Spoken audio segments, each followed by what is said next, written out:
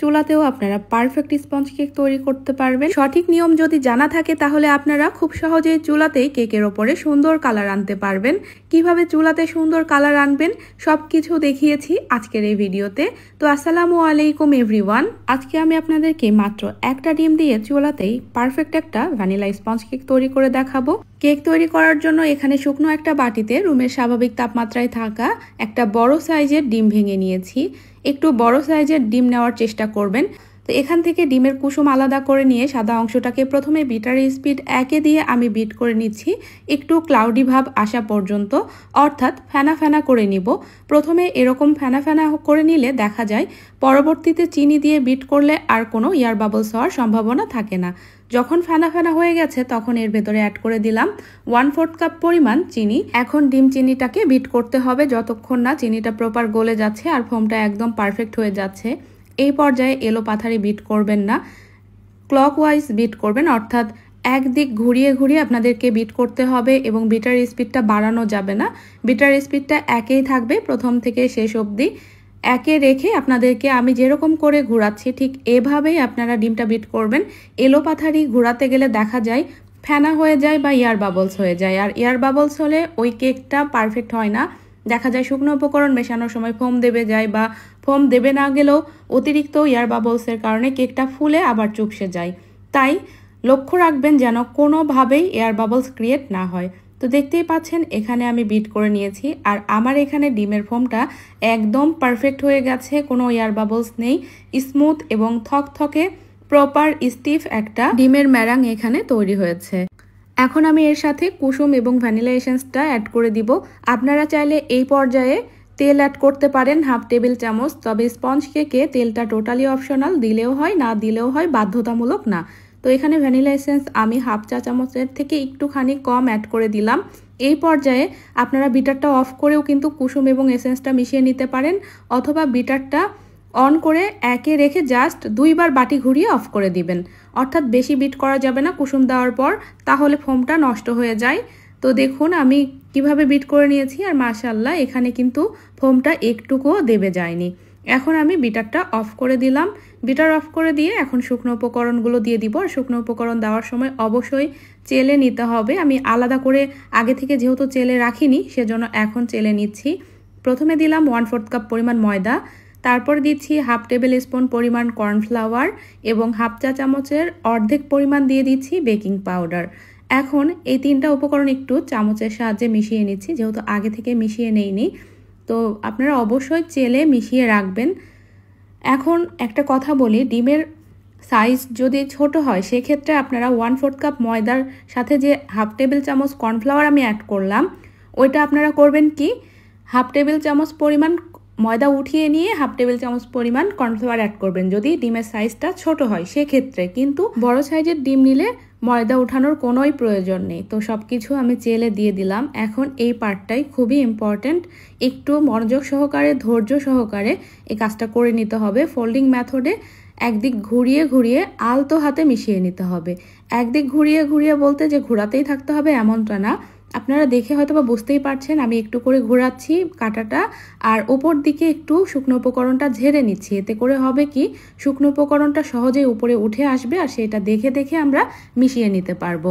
আর ঠিক এভাবেই ডিমের এই মিশ্রণটার সঙ্গে শুকনো উপকরণটা মিশিয়ে নিতে হয়। স্পঞ্জ কেকের ব্যাটারটা পাতলাও হবে না, আঠালোও হবে না, বেশি ঘনও হবে না। এই ব্যাটারটা হবে হালকা ফ্লাপি থকথকে, অর্থাৎ ফোমের মতো হবে। আমি আপনাদের সাথে অনেক ধরনের স্পঞ্জ কেকের রেসিপি শেয়ার করেছি, এমনি থেকেও ভিডিও দিয়েছি, লাইভ ক্লাসও নিয়েছি। আপনারা ডিটেলস আকারে যদি আরও জানতে চান তাহলে লাইভ ভিডিও দেখবেন। তবে আমার মনে হয় যাদের মনোযোগ সহকারে দেখার বা শেখার ইচ্ছা আছে তাদের লাইভ ভিডিও দেখতে হবে না, জাস্ট একটা কয়েক মিনিটের ভিডিও দেখলেই তারা শিখতে পারবে। জাস্ট একটু মনোযোগটা আপনাদেরকে রাখতে হবে। তো যাই হোক আমি কিন্তু আপনাদের বোঝার সুবিধার্থে এই অংশটা একটুকুও কাটিনি, একদম কত সময় লাগে আমার এবং কিভাবে মিশিয়ে নেই সম্পূর্ণটা রেখেছি। তো দেখতেই পাচ্ছেন এখানে কথা বলতে বলতে আমার ডিমের এই ম্যারাংটার সঙ্গে শুকনো উপকরণটা খুব ভালোভাবে মিশিয়ে নেওয়া হয়ে গেছে। অতিরিক্ত মেশানো যাবে না, এতে করে ফোমটা দেবে যাবে। তো আমি এখন বিটারটার কাটা সরিয়ে নিলাম। লাস্ট পর্যায়ে একটু স্প্যাচুলা দিয়ে দেখে নিচ্ছি নিচে কোনো শুকনো উপকরণ দলা পেকে আছে কিনা। আর ফোল্ড করে দেখুন আমি কিভাবে নিচ্ছি, একদিক থেকে ঘুরিয়ে নিচ দিয়ে উপরে আমি ব্যাটারটা উঠিয়ে দিচ্ছি, অর্থাৎ যেভাবে আমরা কাপড় ভাঁজ করি ওইরকম করে আমরা ভাঁজ করে চেক করে নিচ্ছি। আর ব্যাটারের ঘনত্ব কেমন হয়েছে দেখে হয়তো বা বুঝতেই পারছেন কীরকম ফ্লাপি থকথকে একটা ব্যাটার। তো এরকম যদি ব্যাটার তৈরি করতে পারেন তাহলে নিশ্চিন্ত থাকতে পারবেন যে আপনাদের কেকটা অবশ্যই পারফেক্ট হবে। আমি 5 ইঞ্চি মোল্ডে বেক করে নিব। 5 ইঞ্চি মোল্ডে 1/2 পাউন্ডের কেক বেক করতে হয়। মোল্ডের নিচে আমি কোনো তেল ব্রাশ করিনি, নিচে আপনারা তেল দিয়ে একটা বেকিং পেপার দিতে পারেন, আমি জাস্ট বেকিং পেপারই দিয়ে নিয়েছি। তবে সাইডে তেল দেওয়া যাবে না, স্পঞ্জ কেক বেক করার সময় যদি সাইডে আপনারা তেল দেন মোল্ডের তাহলে ওইটা সাইড থেকে চুপসে আসে। তো সম্পূর্ণ ব্যাটারটুকু দিয়ে খুব ভালোভাবে আমি ট্যাপ করে নিচ্ছি, এতে করে ভেতরে থাকা এয়ার বাবলসগুলো বের হয়ে যাবে। দেখুন এখন আমি চুলাতে বেক করে নিব। চুলায় যে পাতিলটাতে আমি বেক করব সেই পাতিলটা দেখে হয়তো বা বুঝতেই পারছেন এটা স্টিলের মোটা ঢাকনাযুক্ত পাতিল। আর স্টিলের পাতিলগুলো খুব সহজেই গরম হয়ে যায়, যাদের রান্না সম্পর্কে আইডিয়া আছে তারা অবশ্যই জানবেন। আর এই পাতিলটাতে মাশাআল্লাহ এত সুন্দর কালার আসে যে কি বলবো আমি, মানে খুবই সুন্দর কালার আসে, প্রতিটা কেকের উপরে কালার আসে। আগে থেকে আমি একটু মিডিয়াম জালে 5 মিনিটের জন্য প্রিহিট করে নিয়েছিলাম, স্ট্যান্ড বসিয়ে মোলটা দিয়ে দিলাম। আর চুলার আঁচটা দেখিয়ে দিচ্ছি আপনাদেরকে, একদম লোতে রেখেছি। তো আমার চুলায় লো করলে দেখা যায় যে সাইড থেকে হালকা করে জ্বলে আবার মাঝখানেও একটু জ্বলে, ওই জন্য লো আঁচে করতে হয়, এর থেকে বাড়ালে কেকটা পুড়ে যায়। তো এভাবে আপনারা বেক করে নেবেন। যাদের চুলার আঁচ শুধুমাত্র মাঝখানে জ্বলে তারা একটু লো থেকে একটু বাড়িয়ে করবেন। তো আমার এখানে কেকটা বেক হতে 20 মিনিটের আগেই হয়ে গেছে, আমি অতটা খেয়ালও করিনি, গন্ধ বের হচ্ছিল, আর একটু পর গেলে একদম পুড়েই যেত। তো তারপর ঢাকনা খুলে দেখি মাশাআল্লাহ একদম হয়ে গেছে, মোটামুটি 18 মিনিটের মধ্যেই হয়ে গেছে। দেখতেই পাচ্ছেন ঢাকনাতেও লেগে গেছে, কত সুন্দর ফুলে একদম মোলটা টইটুম্বুর হয়ে গেছে, তাই না? আমি চুলা থেকে নামিয়ে মোলটা উপর করে এভাবে ঢেকে রেখেছিলাম। কেকটা প্রপার ঠান্ডা হয়ে গেছে, দেখুন একটুও চুপসে যায়নি। তো অনেকেই ভাববেন যে চুলাতে এত সুন্দর কালার কি করে হয়, আসলে যারা মনে করেন বা বিশ্বাস করেন না তাদের বোঝানোরও আমার কোনো বিন্দুমাত্র ইচ্ছা নেই, কারণ যারা বোঝার তারা এমনি থেকেই বুঝবে। তো যাই হোক এখন ডিমোল্ড করে নিচ্ছি, দেখি ইনশাল্লাহ এই চুলাতে কেক তৈরি নিয়ে খুব তাড়াতাড়ি একটা লাইভ করার চেষ্টা করব। তো কেকটা কতটা পারফেক্ট হয়েছে এটা হয়তো বা দেখেই বুঝতে পারছেন।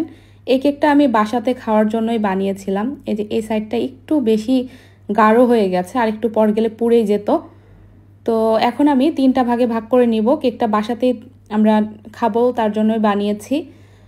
বেঁচে যাওয়া ক্রিম দিয়ে ডেকোরেশন করেছিলাম। তো কিভাবে বেঁচে যাওয়া ক্রিম দিয়ে ডেকোরেশন করবেন এই নিয়ে পরবর্তী ভিডিওতে ডিটেলস আকারে আপনাদের সাথে শেয়ার করব ইনশাআল্লাহ।